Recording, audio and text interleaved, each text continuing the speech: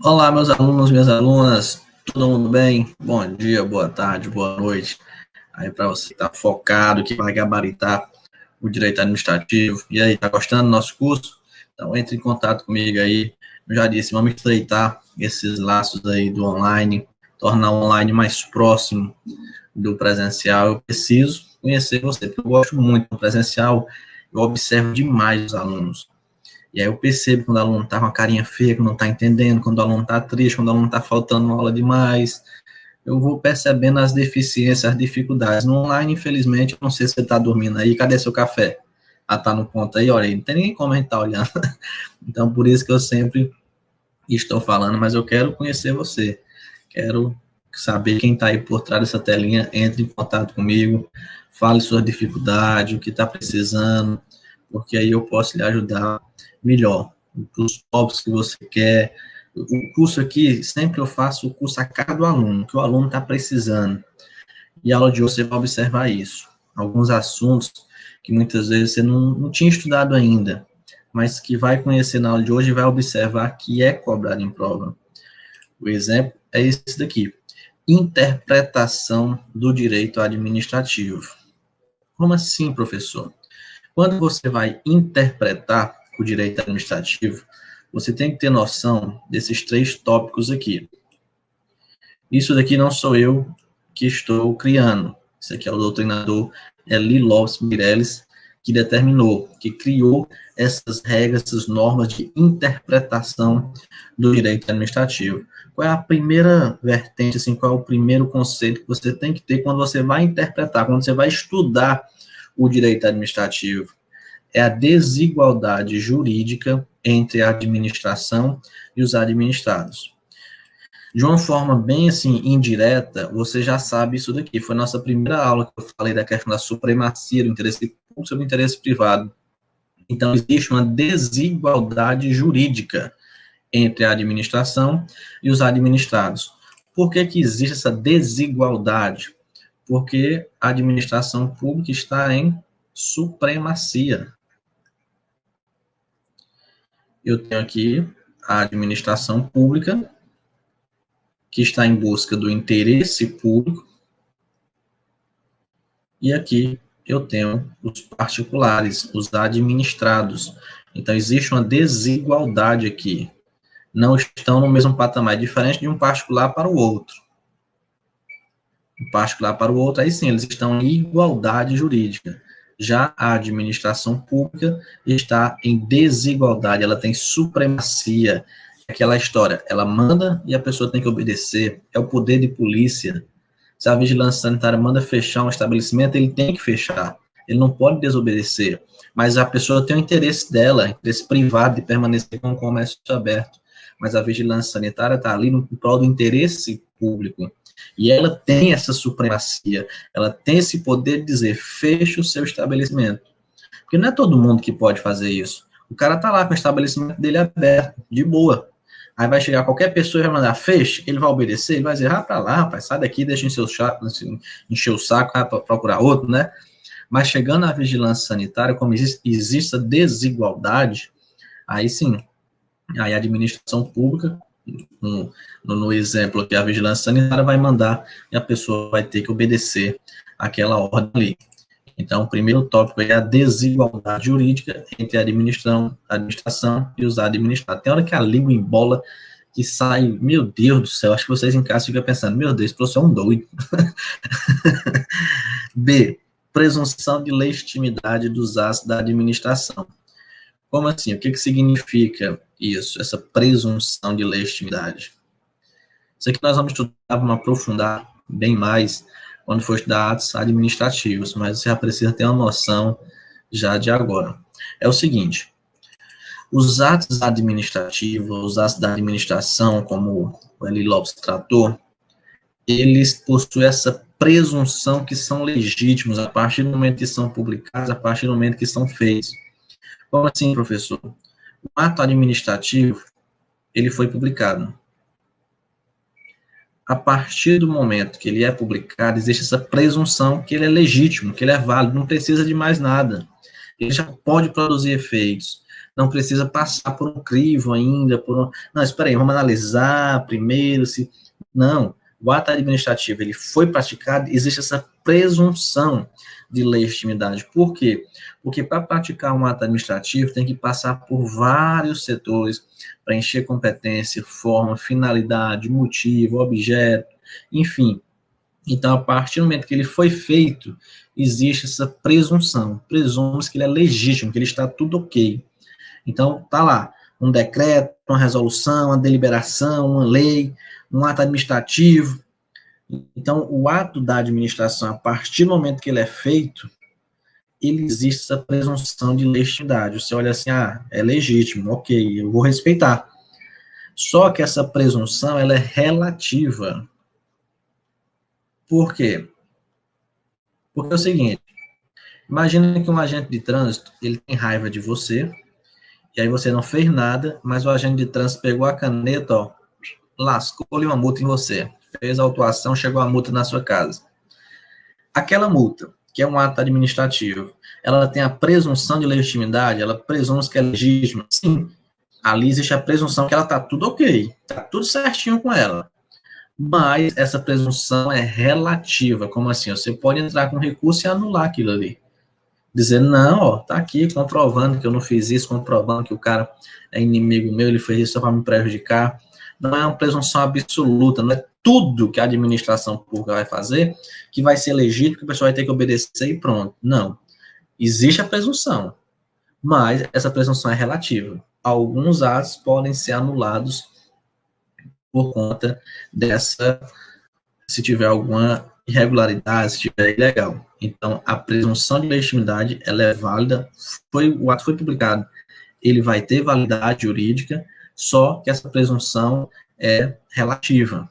O ato pode ser anulado posteriormente. Esse ato pode ser anulado pela administração pública ou pelo Poder Judiciário. E, por fim, você tem que analisar essa discricionariedade administrativa. O que é isso? Uma coisinha que percorre todo o direito administrativo. É o poder vinculado e o poder discricionário. Vinculado é que o próprio nome já diz, a pessoa está vinculada à lei. Ele tem que respeitar os mandamentos legais. Discricionário é que existe uma certa liberdade dentro da lei, mas tem uma liberdade. A pessoa pode escolher, num determinado caso concreto, qual decisão ela vai tomar. Eu falei no início a questão da vigilância sanitária, e eu vou seguir aqui com ela.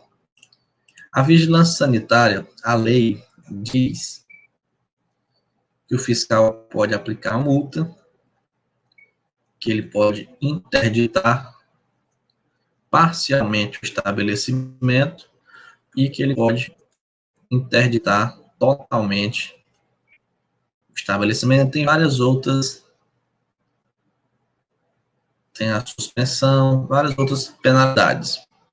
Isso daqui nada mais é do que uma discricionariedade. Por quê? Porque a administração pública ela precisa desse poder discricionário, ela precisa dessa liberdade. Porque nem tudo vai estar estabelecido em lei. Porque as coisas vão mudando, a realidade é outra. Não tem como eu fazer uma lei, como algumas das leis administrativas são de 1990, 1993, 1997, enfim. Eu pegar essa lei de 1997 e ela continuar valendo da forma como ela está ali até 2020, olha a realidade de 97, olha a realidade de 2020. Então, não tem como prever tudo. Então, em alguns momentos, a lei, ela dá essa liberdade para o agente público, o administrador público, para, diante do caso concreto, ele tomar a melhor decisão. Como assim? O fiscal da vigilância sanitária vai chegar no estabelecimento, ele vai analisar toda a situação e ele vai ter uma liberdade de escolher. Logicamente que essa liberdade ele vai aplicar os princípios da proporcionalidade e razoabilidade. E vai analisar, não, esse estabelecimento aqui, ele está tudo ok, está bonitinho, teve aqui um probleminha, mas eu vou aplicar uma multa para ele. Ok, tranquilo. Já ele chega em outro e diz, não, isso aqui está muito sério, é a terceira vez que eu já venho aqui, o cara é reincidente e tal, eu vou interditar totalmente. Então, existe essa discricionariedade. Outro exemplo dessa discricionariedade é lá no Estatuto dos Servidores Públicos, que diz que o servidor público pode receber suspensão de até 90 dias. Aqui a lei está dando liberdade. Não tem como a lei dizer, se fizer isso, é 5 dias. Se fizer isso, é 10. Se fizer isso, tá... Ia ficar uma lei muito grande. Imagina, de 1 até 90, tudo bem estabelecidinho na lei. Ó, se fizer isso, é suspensão de 1 dia. Fizer isso, é suspensão de 2 dias. O tanto de coisa que você ia ter que memorizar até chegar aos 90 dias. Ia ser muita coisa. Não tinha como a lei tratar tudo. Então, a lei pegou e deu a liberdade. Olha, você pode aplicar uma suspensão no servidor público de até 90 dias. Pronto. Você, diante do caso concreto, diante do que ele fez, diante dos antecedentes, dos agravantes, atenuantes, você vai analisar e a pessoa competente vai saber se vai aplicar 10 dias, 20, 30, 40 ou 50. Isso daqui é a discricionariedade administrativa. É o poder discricionário que a administração pública possui, porque ela está em contato direto com o público, contato direto com o interesse público. E o interesse público ele pode muitas vezes mudar, dependendo da situação. Uma coisa que em 1997 era ok, hoje já pode não ser mais. Em 1997, as pessoas utilizavam muito o que era chamado de orelhão, né? Tinha um cartão telefônico. Hoje ninguém mais utiliza. Então, percebe uma mudança de interesse público. Então, por isso que o agente público, o direito administrativo, ele trata dessa discricionariedade. Professor, isso aí cai em prova. Olha aqui. Que é nessa questão 2019. Bora lá. Primeira questão. Instituto AOCP, Escrivão de Polícia, Polícia Civil do Espírito Santo, 2019. Ao tratarmos de regras de direito administrativo, é importante considerar que o direito administrativo, por ser um ramo de direito público, não se adequa a todos os princípios da hermenêutica do direito privado. Assim, para interpretá-lo, é indispensável observar alguns pressupostos diretamente ligados a esse ramo de direito. Dentre esses pressupostos está, olha aí, se o aluno não tem esse conhecimento, ele dificilmente acerta uma questão como essa. É o que eu bato batendo sempre, essa é a nossa quarta aula, e vou falar até o final. O direito administrativo está mudando, né? Mas aquela coisinha boba. E você tem que se adequar a isso daí, senão você vai perder questão de prova. Tá aqui o exemplo, acabei de falar. Muitas vezes você nunca nem tinha visto isso aqui que eu acabei de explicar. Poderia estar se perguntando, será que isso aqui cai em prova mesmo? Tá olhando assim meio estranho pro vídeo, né? Será que cai mesmo? Nunca vi ninguém falando, esse doido aí tá falando. Será que cai? Tá aí, ó, comprovando. Questãozinha 2019, bem recente. O item A. Igualdade jurídica entre a administração pública e os administrados. Tá certo o item A? Tá errado. Para interpretar, como ele falou, interpretar o direito administrativo, existe uma desigualdade jurídica entre a administração e administrados, e não uma igualdade. B. Presunção absoluta de legitimidade dos atos da administração? Errado, acabei de dizer. Existe a presunção de legitimidade? Existe, mas a presunção é relativa e não absoluta. C. Inviabilidade e discricionariedade na prática rotineira das atividades da administração? Errado, né? Existe a discricionariedade. Quando ele diz que tem inviabilidade, discricionariedade, está dizendo que não pode ter esse poder discricionário, e está errado o item C. D. Necessidade de poderes discricionários para a administração pública atender ao interesse público. Certíssimo, item D, mas vamos confirmar. Olhar o item E, não basta apenas achar o gabarito. É sobreposição do interesse privado, ou seja, os administrados sobre o interesse público. É o contrário, né? Sobreposição do interesse público sobre o interesse privado. Portanto, o item E está errado, confirmando nosso gabarito D de dado. Outra coisinha interessante, o objeto do direito administrativo. São 3, basicamente. Pode ter até mais, mas esses 3 são os mais cobrados em prova. Relações internas da administração pública, esse é o objeto, o objetivo do direito administrativo. O que ele vai estudar? Essas relações internas da administração pública, que é o quê? Fica dentro da administração. Então, vou pegar aqui, por exemplo, o IBGE, que é uma fundação pública.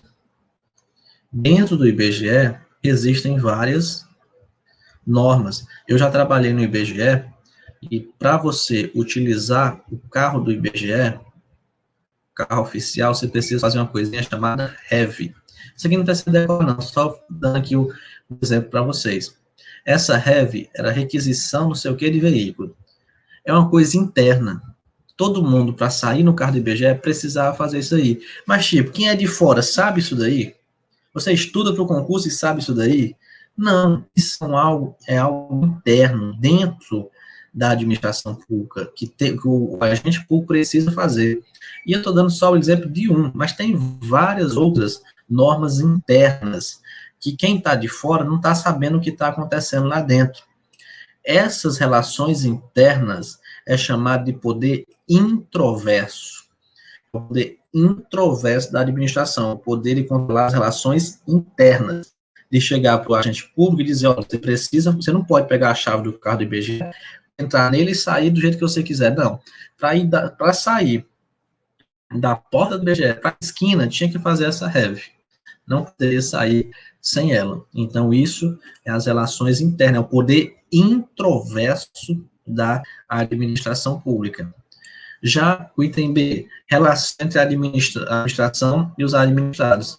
Aqui, esse extroverso é quando a administração pública sai da esfera jurídica dela e atinge a esfera jurídica de terceiros, no caso aqui, os particulares, que é a grande maioria das ações. Então, a administração pública sai, é só lembrar, extroverso. É extra, né? Está saindo, é exterior, está indo para o particular. Então, relação entre a administração e os administrados é característica do poder extroverso da administração. E o item C, atividade da administração pública exercidas por particulares sobre regime predominantemente de direito público. É o seguinte, a administração pública, isso aí está ocorrendo muito no direito administrativo, essa parceria público-privada, porque o direito administrativo, é uma tendência dele agora, ele está percebendo que o Estado não pode ficar com tudo, não, que não tem condição do Estado manter tudo. Ele não tem recurso, ele não tem como organizar tudo bem direitinho. Então, está sendo feito, isso aí está sendo muito divulgado, a questão de parcerias, de convênios, de contratos, enfim, da parceria, como eu falei, entre o público e o privado. Então, isso aí também é um dos objetos do direito administrativo. Questãozinha aí, Fundatec 2018, Assembleia Legislativa do Rio Grande do Sul. Questão para procurador. E vai dizer, não é característica da administração pública extroversa. A extroversa é o quê? Aquela que sai do âmbito da administração pública e atinge a esfera jurídica de terceiros. O fomento econômico. Eu expliquei para vocês o que é fomento. Fomentar é quando você incentiva, quando você dá recursos.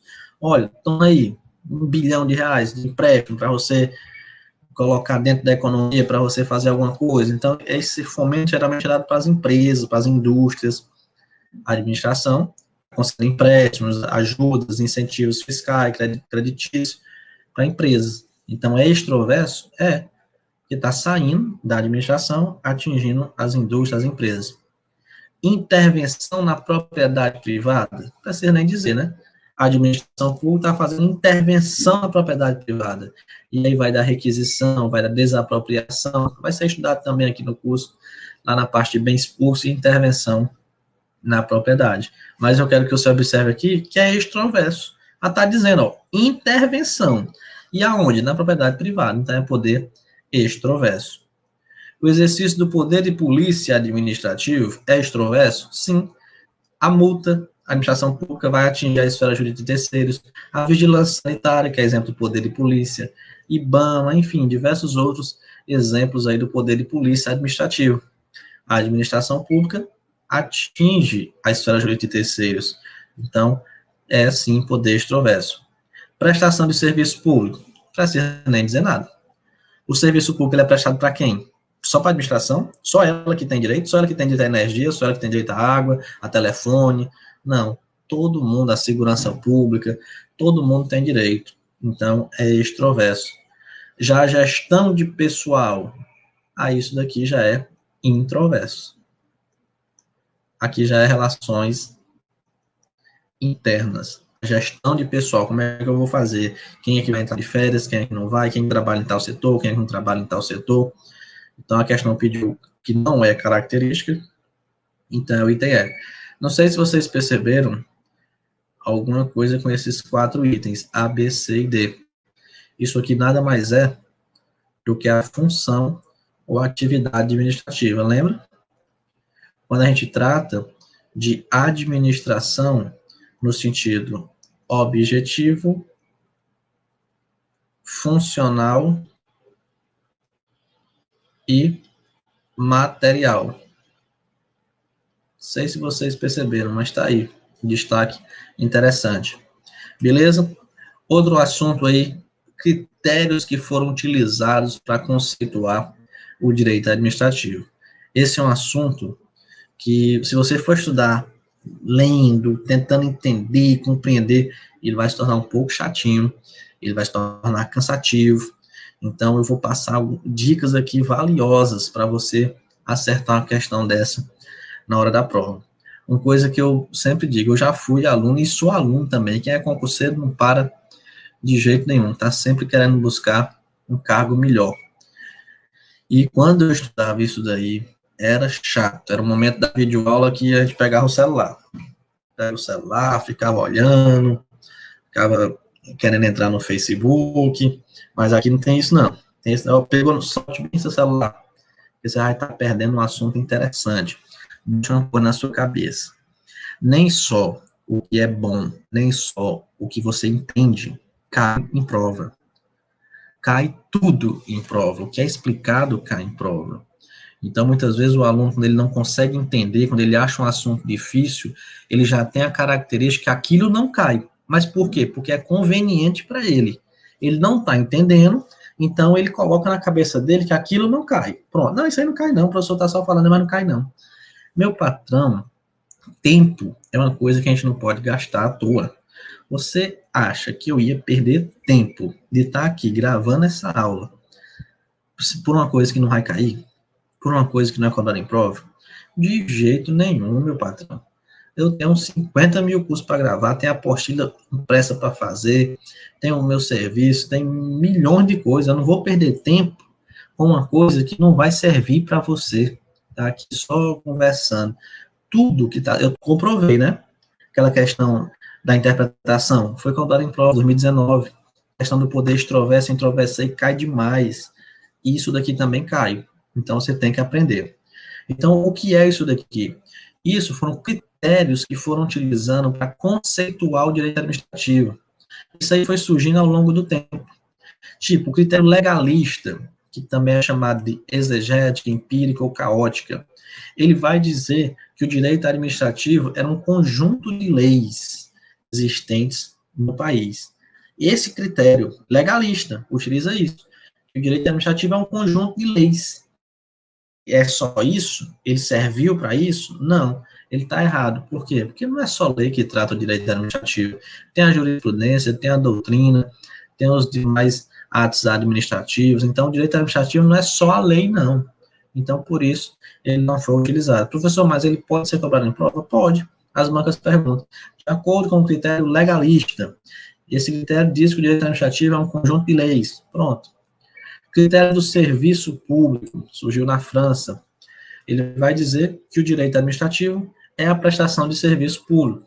Ele fala que vai ocorrer... o que é direito administrativo? É a prestação de serviço público. Está prestando um serviço público é direito administrativo.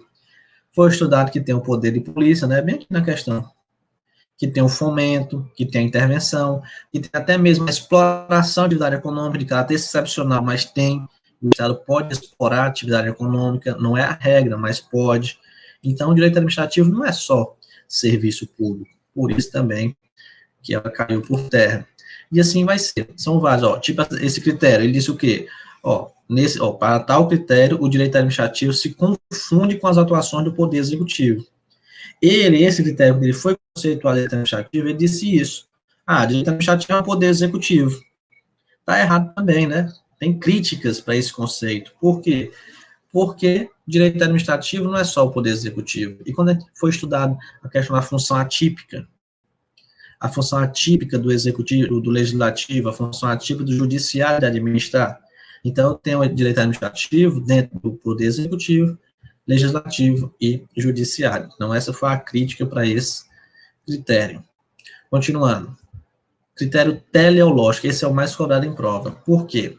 Porque os outros, dá para você, ó, legalista, serviço público, poder executivo, dá até para utilizar a lógica. Agora, teleológico, se você não conhece o que é, qual o significado desse nome, você não vai conseguir compreender.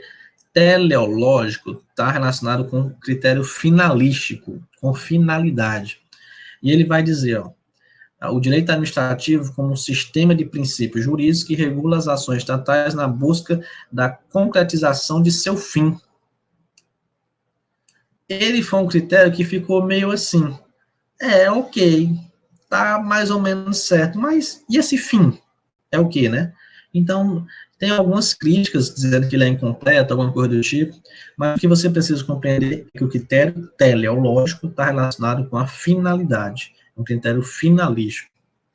Já o critério negativista, olha o próprio nome, ele está negando. O que ele diz? De acordo com essa corrente, o direito administrativo seria conceituado por exclusão, está negando, né? Ou seja, englobaria todas as funções que não fossem legislativas ou judiciais.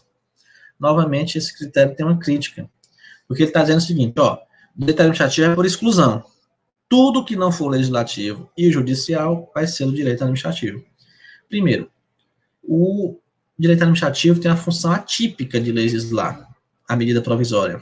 Então, para esse conceito aí, não seria direito administrativo. E outra, quer dizer que o direito administrativo vai pegar tudo que não é legislativo e judicial vai ser direito administrativo?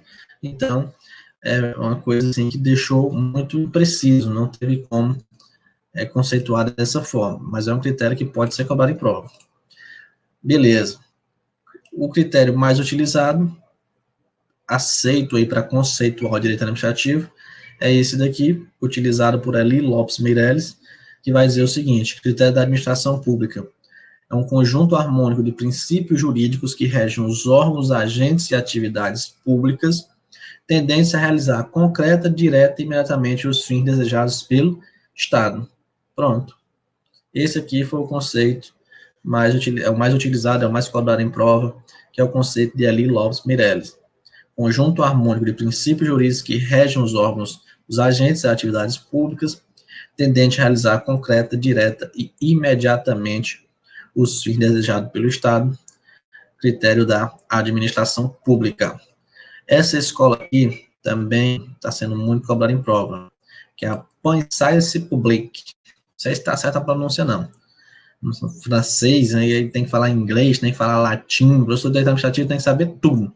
Não, tem que saber o direito administrativo. Então, eu sigo muito o Ariano Suassuna, que ele diz, ele não gosta muito dessas coisas, não, de estrangeiro, não. Eu também, para mim, eu não tenho obrigação de saber a pronúncia francesa, eu não sei nem o português, que diabo eu vou saber o francês, inglês. Pensée Publique, está sendo até bonito. O que ele significa? Aí vai ter, não, professor, não é isso. É Pensée Publique. Ah, sei lá, sei, homem. Então, escola da Pensée Publique significa autoridade pública, isso daqui. E o que essa escola vai dizer? A teoria, ela vai fazer a distinção entre os atos de império. Esses atos de império, você vai lembrar de imperador. E a administração pública, ela atua com supremacia nos atos de império. Aquela história, manda, obedece, pronto. Já ela vai fazer a distinção dos atos de gestão. Esses atos de gestão, a administração pública está no mesmo patamar do particular, que eu já até falei aqui para vocês, né? Aqui é direito público, aqui é direito privado. O direito administrativo é um ramo predominantemente do direito público, mas ele utiliza, sim, regra de direitos privados. Então, atos de império tem essa supremacia, atos de gestão está no mesmo patamar. Então, essa escola, a Banca CESP já cobrou 3 vezes essa escolazinha aqui. Então, cuidado com ela, que vai fazer a distinção entre atividades de autoridade e atividades de gestão. Pronto. Mas quer um bizu? Olha aqui, rapaz, esse bizu lhe ajuda demais. Bora ver aqui, mocinha. Critério legalista. Conjunto de leis existentes no país. Critério do serviço público. Regula o funcionamento de serviços públicos. Poder executivo. Atuações do poder executivo.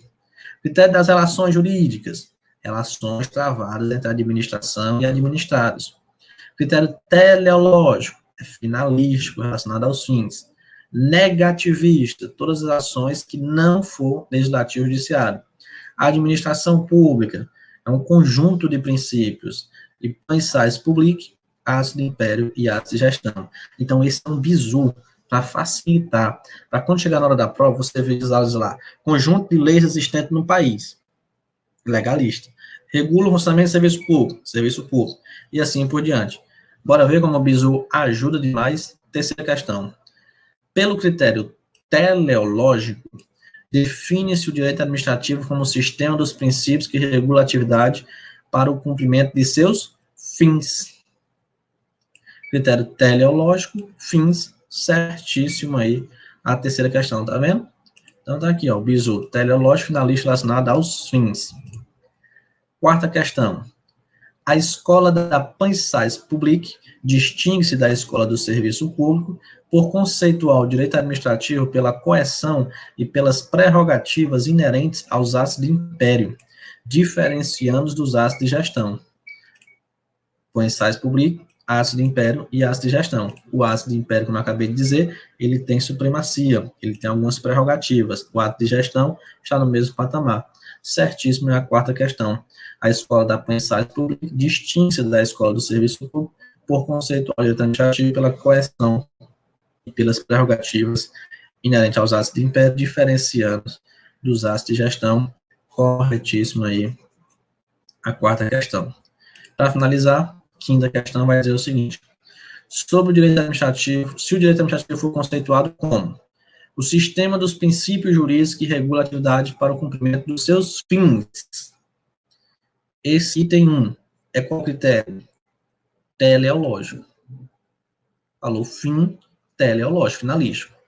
O conjunto de normas que rege as relações entre a administração e administrado.